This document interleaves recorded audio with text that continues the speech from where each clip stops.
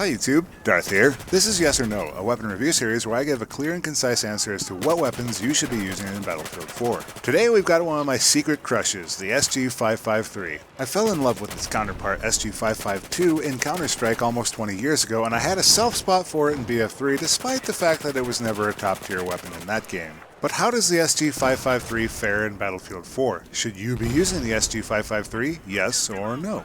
Yes! The SG553 is a middle-of-the-road carbine with a nice set of features that make it interestingly adaptable to a lot of different playstyles. It's particularly good at run and gun, as it's dangerous in CQB and mid-range. It can even reach out and touch enemies at long distance with a little finesse. But let's take a look at its standout features. At 830 rounds per minute, the SG553 has some serious ripping power at close and medium ranges. This is very near the ideal 800 rounds per minute rate of fire and adds to the SG553's versatility in a number of ways. Firstly, it makes it easier to control than a number of other carbines, and secondly, it provides an optimal amount of firepower at the ranges at which carbines need to be good. The reload speed is slightly above average for a carbine at 2.15 seconds for the short bullet and chamber reload and a much more punitive 2.65 seconds for the long reload.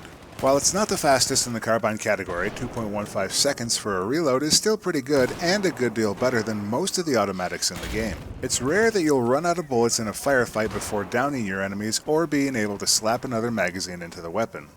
The SG553 occupies an interesting position where it has a high rate of fire while also possessing a low combined recoil. When compared against the supposedly faster killing weapons in the MTAR-21, A91, and ACWR, this gives the SG553 the ability to be accurate while delivering those bullets on target, a key distinction between the SG553 and ACWR that I'll cover a bit more later.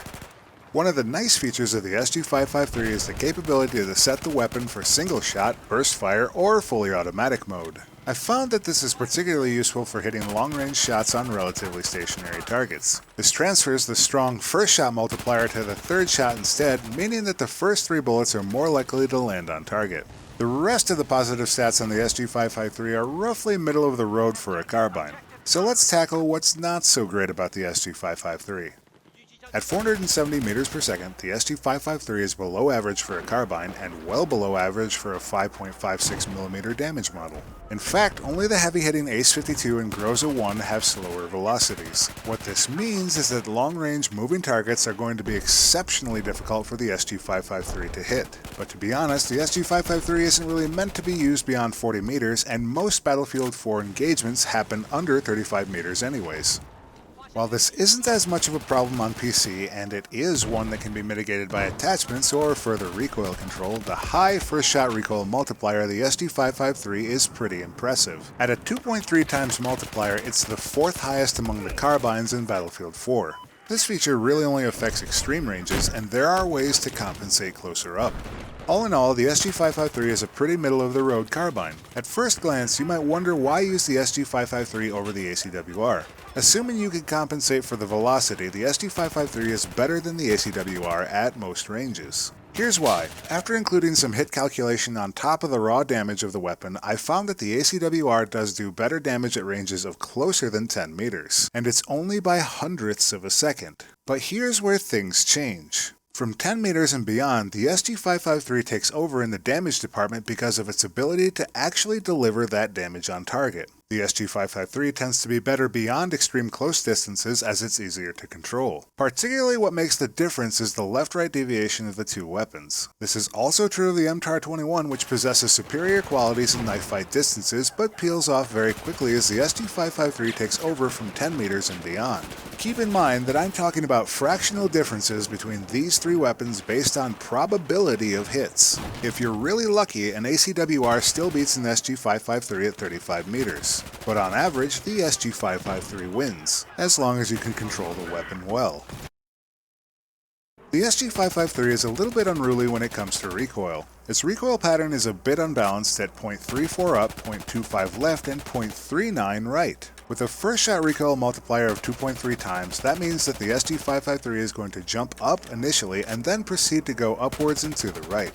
To control this recoil pattern, you'll want to pull down and to the left. Even when controlling the recoil direction of the SG553, the pattern of bullets does still grow somewhat quickly thanks to the rate of fire and the spread increase per shot of 0.108 degrees per round. So you'll want to burst your weapon. As this is a carbine, the burst required to kill a target will be variable depending on the range. Since it kills in 5 to 7 rounds to the body on normal, you'll want to aim for roughly this many shots per burst. There's a high degree of likelihood that it will require far more rounds than a single burst when aiming at targets at long range. That's why if I'm aiming at a long-range target, I tend to prefer to put the weapon on single fire or burst fire. That gives a little bit of reprieve from the high first shot recoil multiplier while letting me focus on getting the slow bullets where they need to be. As the SG553 is a carbine, it's suitable for nearly every role. I tend to prefer to run my SG553 alongside my aggressive recon or engineer class. In general, I think that the recon benefits most from this weapon as there are PDWs and assault rifles that fare somewhat better in the ranges that the SG553 covers. Make no mistake about it, the SG553 is for players that like to be aggressive and like to run and gun. Though it is a versatile weapon and you can bend this a bit to make it work in other situations. In general, I found that under 35 meters, the rate of fire and performance makes it perfect for play the objective style players. Something you'll have to be aware of is that your reload is not under 2 seconds, so there are situations where you'll still want to switch to your secondary and stay there until the enemies have cleared out. For this purpose, I tended to favor a silenced G18, particularly because my loadout would sometimes take the silencer off my weapon and I still wanted to be stealthy. The SG553 is probably one of the weapons that benefits most from distinguishing when to hipfire and when to aim down sights. The 100 or so milliseconds of difference in killing a target can put you over the top in CQB in particular. As a rule, I typically reserve hipfire for targets that are closer than 10 meters. I'll talk more about the impact of the versatility of this weapon on its attachments in the next section. But know that what setup you run will impact how frequently you're switching to your secondary, how often you're using hipfire, and when you can expect to hit longer range shots.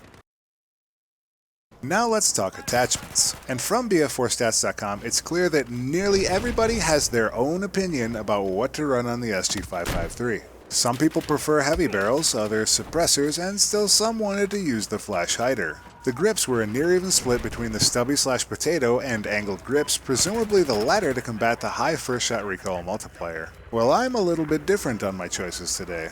It's not often I pick the Reflex RDS, but it felt at home on the SG553. This carbine is not exclusively CQB, and the first shot recoil multiplier was way too high to make me want to use a hollow. So the Reflex RDS it is for me.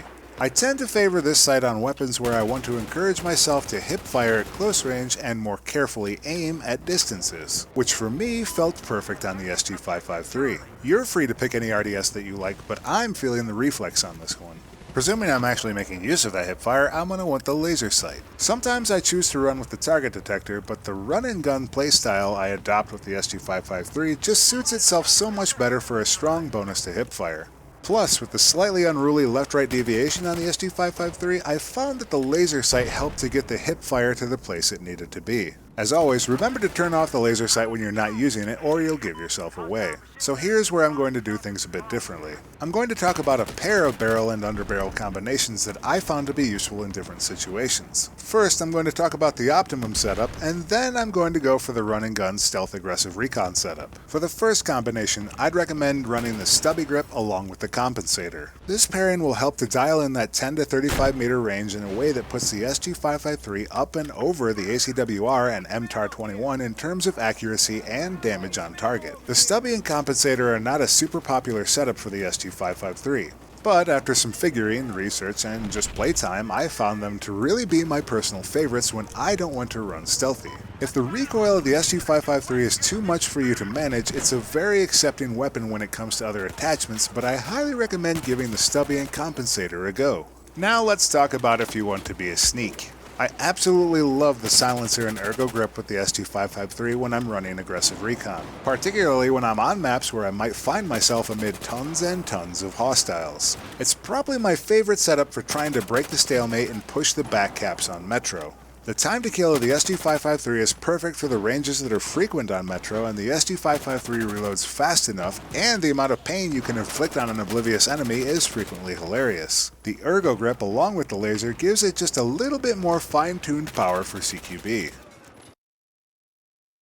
I love the SG553 and its family of weapons. I've had a crush on them for a long time, and it's one of my favorite weapons to run in Battlefield 3 and Battlefield 4. There's no doubt that in BF4 it's a good deal better than its BF3 counterpart, and I feel fairly comfortable recommending it to anybody that wants to have a great run-and-gun carbine, particularly for aggressive recon. So it's a definite yes. If you're finding that you can't compete in CQB, you may wish to switch things up and go for the MTAR-21.